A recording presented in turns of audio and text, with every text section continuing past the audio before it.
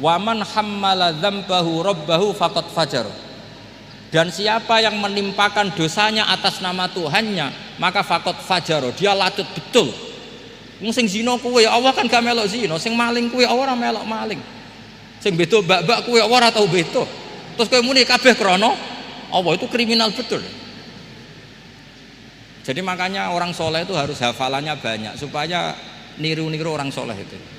Ini kan ndak ingin soleh tapi pakai akalnya sendiri. Itu bahaya dalam agama, karena agama itu harus ada riwayat.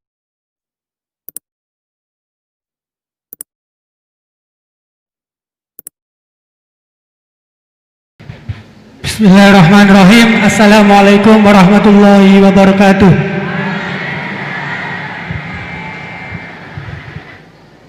Langsung saja, ngapunten Gus. Di sini ada beberapa pertanyaan yang agak masih grundel di hati gitu. Soalnya belum dapat jawaban. Yang pertama mengenai dari tadi penjelasan dari Gusti Allah menciptakan hamba di dunia ini, ada yang taat dan ada yang suka bermaksiat gitu. Mengenai takdir Allah Subhanahu wa taala, Allah menciptakan hamba-hambanya dengan variasi yang berbeda. Kemudian manusia diciptakan dengan dibekali dengan akal untuk membedakan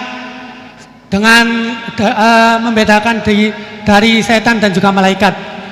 Kemudian pertanyaan saya, dulu mana Gus antara takdir yang ditentukan oleh Allah atau pilihan akal kita gitu. Begitu intinya.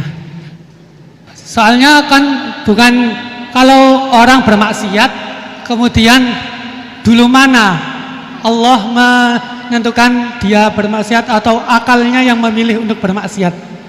Itu pertanyaan yang pertama. Untuk pertanyaan yang kedua, ngapunten. Untuk pertanyaan yang kedua, intinya kan tadi istihad daripada ulama itu menentukan hukum yang berbeda-beda.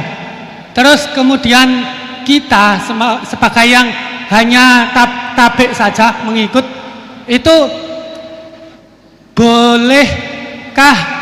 Kan dari kata guru saya, kalau hukum fikih itu yang ringan-ringan disebarkan nggak apa-apa. Tapi yang berat-berat dipakai sendiri gitu. Tapi biasanya kan kita kebalikan. Yang ringan-ringan soalnya kita tahu ilmunya, kita yang pakai. Terus kalau ada orang yang tanya, biasanya kita yang kasih yang jawaban yang berat-berat daripada hukum fikih. Jadi yang saya tanyakan, kalau berpindah hukum dari awalnya ikut imam ini terus kemudian ikut imam ini, itu bagaimana batasan-batasannya gitu. Syukron. Baik, terima kasih. Niki pertanyaan yang ringkas disampaikan cukup panjang. Niki langsung dipun jawab nopon. Oke, monggo Yai.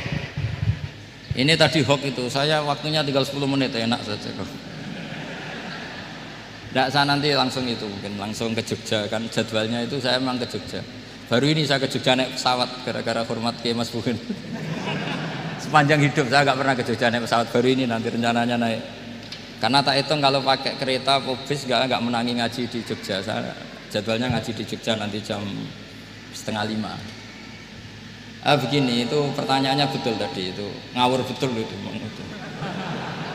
Karena begini ya, masalah qadha qadar itu kan sudah dibicarakan semua ulama di kitab-kitab.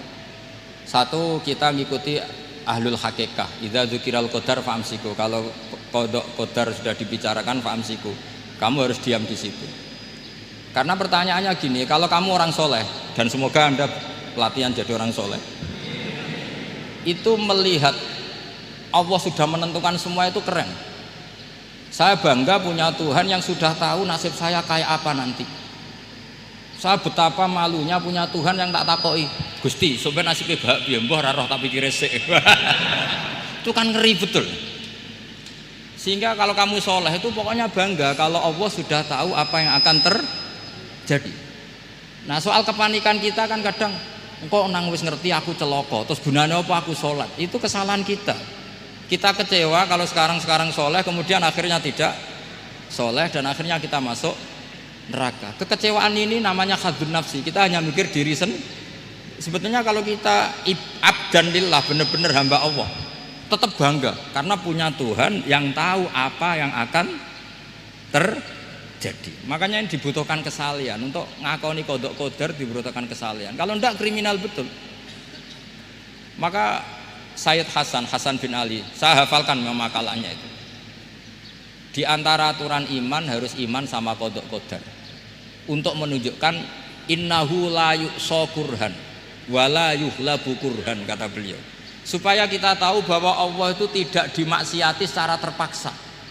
Kamu bisa enggak bayangkan Allah ngeluh gini, sakjane aku ora seneng maksiat, tapi saya bisa berbuat apa? Artinya apa? Kalau maksiat dan keburukan tidak khairihi wa syarrihi minallah, itu Allah kan kurhan. Faham yang saya maksud? Artinya apa? Kita harus berkeyakinan khairihi wa syarrihi minallah. Tapi kita butuh syariat. Lalu setiap orang nakal berkelit kersane Allah juga masalah. Maka diteruskan makalah beliau. Waman hammala dzambahu rabbahu faqad fajar. Dan siapa yang menimpakan dosanya atas nama Tuhannya, maka faqad fajar. Dia lacut betul. Wong sing zina kuwe Allah kan gak melok zina, sing maling kuwe ora melok maling. Sing beto bak-bak kuwe ora tau beto. Terus kowe muni kabeh krana Allah, itu kriminal betul. Jadi makanya orang soleh itu harus hafalannya banyak supaya niru-niru orang soleh itu. Ini kan enggak ingin soleh tapi pakai akalnya sendiri. Itu bahaya dalam agama, karena agama itu harus ada riwayat. Makanya beliau menyebut 2 kali. Siapa yang tidak meyakini khairihi wa syarrihi minallah, maka dia faqad kafar. Karena seakan-akan di dunia ini waqa'a fi mulkihi ma la yuriduhu. Kalau kamu bilang syar tidak minallah, berarti waqa'a fi mulkihi ma la yuriduhu, di kerajaannya terjadi sesuatu di luar kehendaknya. Tapi waman hammala dzambahu rabbahu faqad fajar. Orang yang menimpakan dosanya ditimpakan karena Allah, maka faqad fajar. Dia lacut betul. Wong apa ndak ikut maling, ndak ikut zina, ndak ikut korupsi kok. Oh, ini kehendakmu ya. Nah, kalau kamu bisa paham itu, ya sudah jadi orang soleh saja. Kalau ndak, ya pilih wa amsiku tadi apa? Sudah, tidak usah dibahas.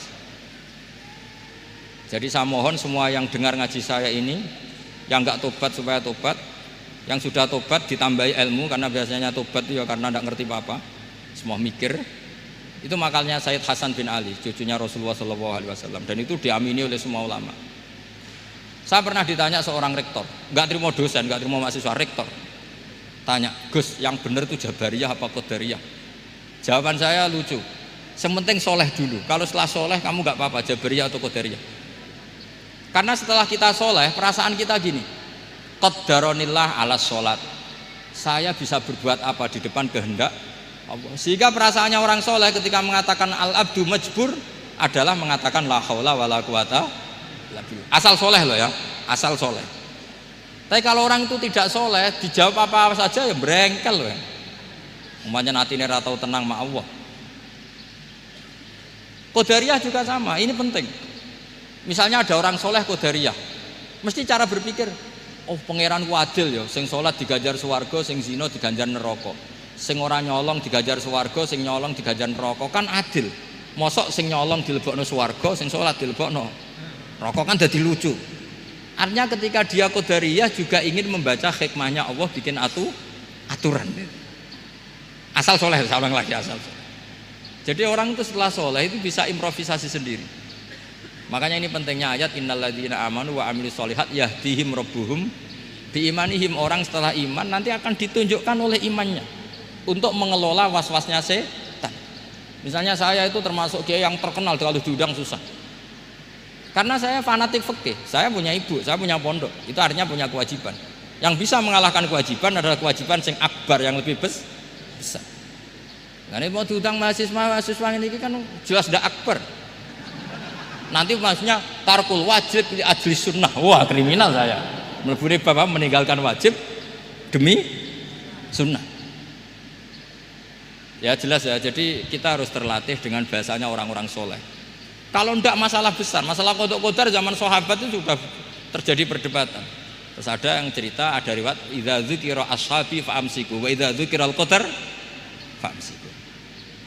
Kedua masalah ijtihad fiqhiyah, yaitu enggak apa-apa, memang dari awal furu'iyah kan, dari awal furu'iyah. Kalau nuruti ijtihad gini, kalau ada mahasiswa tanya sebaiknya dijawab apa enggak? Mungkin sebagian narasumber sebaiknya dijawab biar marem. Terus sebagian narasumber sebaiknya enggak usah dijawab. Wong mahasiswa ben pinter kok apa-apa takok, enggak mandiri. Itu namanya ijtihad. Jadi kalau furu'iyah itu mungkin sekali. Ya ini saya masih punya waktu 2 menit, masih satu pertanyaan itu hoax tadi yang 50 menit enak.